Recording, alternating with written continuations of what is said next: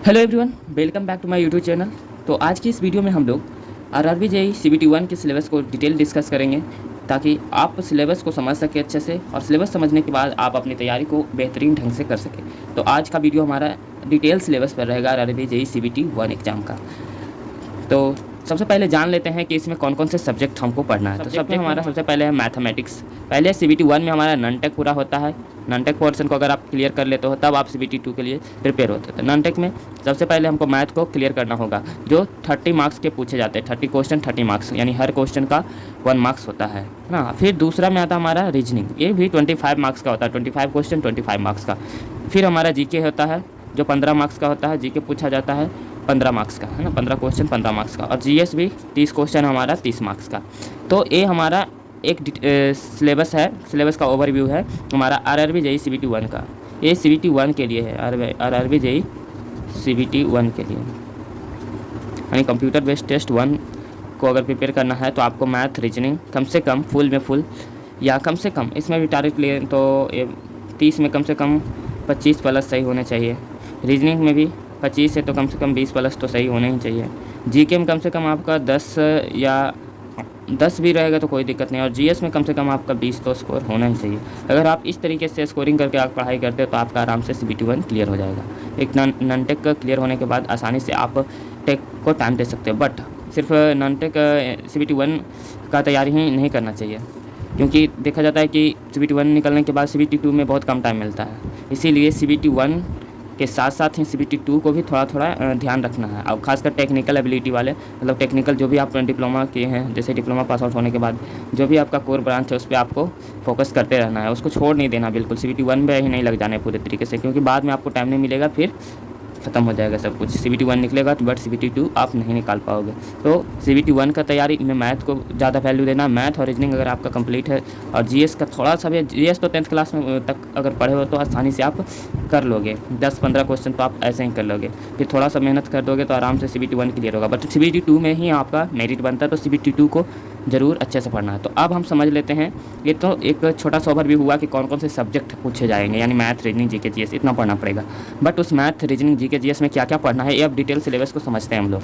तो CBT 1 clear करने के लिए सबसे पहले आपको मैथमेटिक्स को क्लियर करना पड़ेगा। मैथमेटिक्स में कौन कौन से टॉपिक, जैसे नंबर सिस्टम हो गया हमारा, बोर्ड मास हो गया, डेसिमल्स का कुछ पोर्शन, फ्रैक्शन के क्वेश्चन, एलसीएम एचसीएफ के क्वेश्चन, रेशियो एंड प्रोपोगेशन, ये भी बहुत इंपॉर्टेंट टॉपिक है मैथ में। परसेंटेज, है ना, percentage, mensuration, time and work, time and distance, ये सब बहुत सारे टॉपिक्स हैं जिसको हम 1 बाय 1 इसी चैनल पर सॉल्व भी करवाएंगे। ठीक है, तो आप इस चैनल को सब्सक्राइब कर लीजिएगा ताकि आपको सभी क्वेश्चन और सीबीटी 1 का तैयारी बहुत अच्छे से हो जाए। उसके बाद सीबीटी 2 को ही हम दोनों को साथ लेकर चलेंगे, क्योंकि टाइम बहुत कम मिलता है, तो फिर आप प्रिपरेशन अच्छे से नहीं कर पाओगे दोनों के। ठीक है, तो टाइम एंड डिस्टेंस के क्वेश्चन पूछे जाते हैं, सिंपल एंड कंपाउंड इंटरेस्ट के क्वेश्चन रहते हैं, प्रॉफिट एंड लॉस के क्वेश्चन रहते हैं, अलजेब्रा के क्वेश्चन रहते हैं, ज्योमेट्री से क्वेश्चन रहते हैं। सभी से टॉपिक से कुछ ना कुछ क्वेश्चन रहते हैं। बट अब हमको क्या रणनीति बनाना कि किस टॉपिक का वेटेज सबसे ज़्यादा रहता है आरआरबी जेईई सीबीटी 1 में, तो उसके अकॉर्डिंग पढ़ना पड़ेगा। ट्रिगोमेट्री, फिर एलिमेंट्री से, स्टैटिक्स से, इस सब से बहुत कम ही क्वेश्चन, 1-2 क्वेश्चन आते हैं कभी कभी, इसीलिए ये भी इंक्लूड है। स्क्वायर रूट से क्वेश्चन रहेंगे, एज कैलकुलेशन से, कैलेंडर एंड क्लॉक से, पाइप एंड क्लस्टरी से।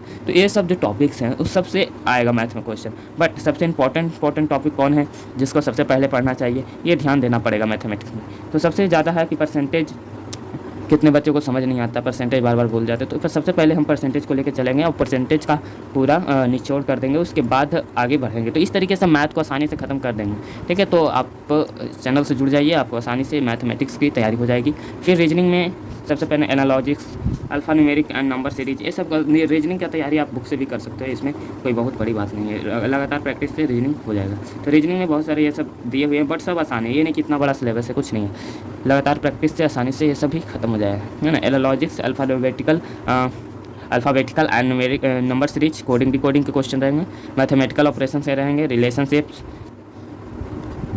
सेलोजिस्म, जम्बलिंग रहेंगे, वेन डायग्राम रहेगा, डाटा इंटरप्रेशनल, है ना, डाटा इंटरप्रेशन एंड सफिशिएंसी, है ना, कंक्लूजन एंड डिसीजन मेकिंग पर क्वेश्चन रहेंगे, है ना, सिमिलरिटीज एंड डिफरेंसेस पर क्वेश्चन रहेंगे, एनालिटिकल रीजनिंग रहेगा, क्लासिफिकेशन अलग अलग रहेंगे, डायरेक्शन पर क्वेश्चन रहेगा, है ना, स्टेटमेंट आर्गूमेंट्स पर क्वेश्चन रहते हैं, एंड एजम्पशन, ये सब पर हमारे रीजनिंग पे क्वेश्चन बनते हैं जो बहुत आसान होते हैं। आप बुक से भी इसकी प्रैक्टिस कर सकते हैं। तो मैथ रीजनिंग अगर आप CBT 1 में क्लियर कर लेते हो अच्छे से RRB JEE के लिए, तो आपका बहुत आसानी से RRB JEE का CBT 1 क्लियर हो सकता है। बिकॉज मैथ रीजनिंग अगर आप फुल में फुल आप सही कर देते हो तो आपका बहुत अच्छा पोर्शन RRB JEE का क्लियर हो जाता है CBT 1 में। और CBT 2 के लिए आपको टेक्निकल एबिलिटी को साथ साथ लेकर चलना पड़ेगा CBT 1 के साथ साथ ही, नहीं कि पहले CBT 1 क्लियर कर लेते हैं उसके बाद CBT 2 पर ध्यान देंगे, नहीं हो पाएगा। 2-3 महीने में कुछ नहीं कर पाओगे। फिर सिलेबस आपको CBT 1 निकलने के बाद भी CBT 2 नहीं निकल पाएगा, तो कोई फ़ायदा नहीं वैसी पढ़ाई का। तो हम क्या करेंगे, दोनों को साथ साथ लेके चलेंगे, ठीक है। तो उसके बाद हमारा आता है अब जीके में क्या क्या आता है। जीके में आपको सबसे पहले करंट अफेयर्स को समझना पड़ेगा, क्योंकि कभी कभी एग्जाम में करंट अफेयर्स से बहुत सारे क्वेश्चन आते हैं। तो करंट अफेयर्स, फिर इंडियन जियोग्राफी से भी क्वेश्चन इसमें आते हैं। ये सब टॉपिक्स दिए हुए हैं डिटेल सिलेबस में। कल्चर एंड हिस्ट्री से, है ना, history of India including freedom struggle, ये सब को इंक्लूड करते हुए मतलब जीके में भी ये सब टॉपिक्स हैं। फिर Indian polity, construction, Indian economy, environmental issue,